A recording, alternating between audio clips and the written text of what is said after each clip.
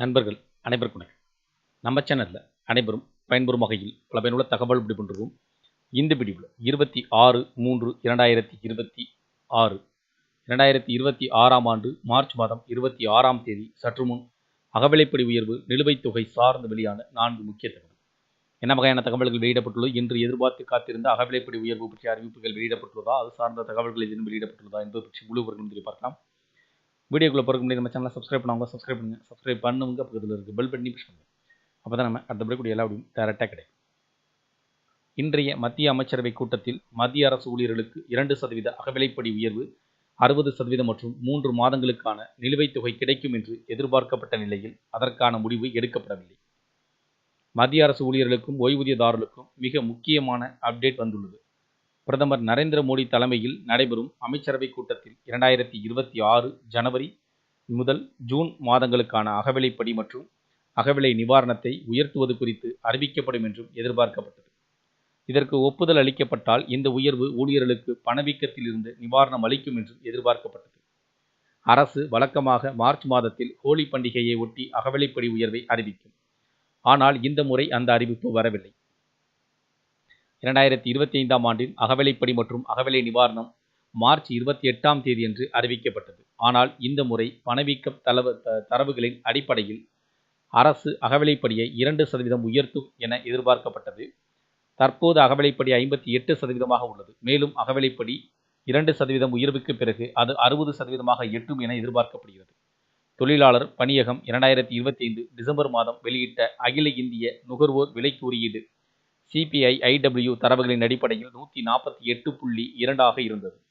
இந்த எண்ணிக்கையின் அடிப்படையில் அகவிலைப்படியை கணக்கிட்டால் 60.34% கிடைக்கிறது. எனவே அகவிலைப்படி 60% அதிகரிக்கக்கூடும் என எதிர்பார்க்கப்பட்டது. இன்றைய மத்திய அமைச்சரவை கூட்டத்தில் அகவிலைப்படி உயர்வு குறித்து எந்த முடிவும் எடுக்கப்படவில்லை. அதற்கான அறிவிப்பும் வெளியாகவில்லை. இது அரசு ஊழியர்கள் மற்றும் ஓய்வூதியதாரர்கள் மத்தியில் ஏமாற்றத்தை ஏற்படுத்தியுள்ளது. அகவிலைப்படி DA, அகவிலை நிவாரணம் DR கணக்கீடுகள் முற்றிலும் ஒரு சூத்திரத்தை அடிப்படையாக கொண்டவை.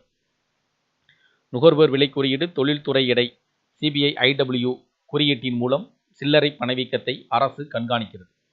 12 மாத சராசரி எடுக்கப்பட்டு அதன் அடிப்படையில் அகவிலைப்படி கணக்கிடப்படுகிறது.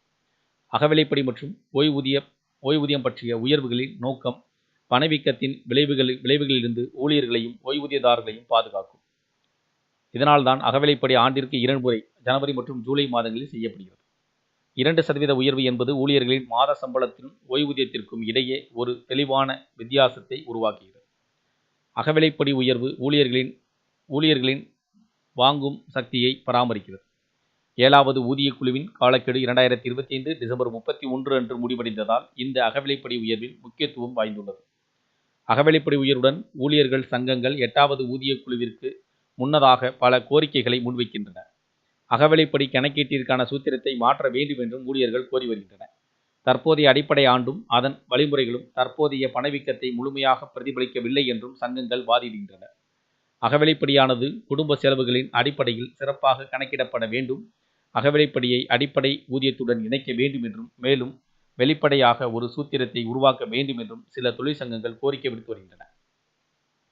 இந்த தகவல்கள் பற்றி, அறிவிப்புகள் பற்றி, கோரிக்கைகள் பற்றி, எதிர்பார்ப்புகள் பற்றி, பரிந்துரைகள் பற்றி உங்களுடைய கருத்துக்கள் வேறேனும் இது சார்ந்த கூடுதல் வருங்கள் கமெண்ட் செக்ஷன் பிடிச்சிருந்தால் லைக் பண்ணுங்கள்.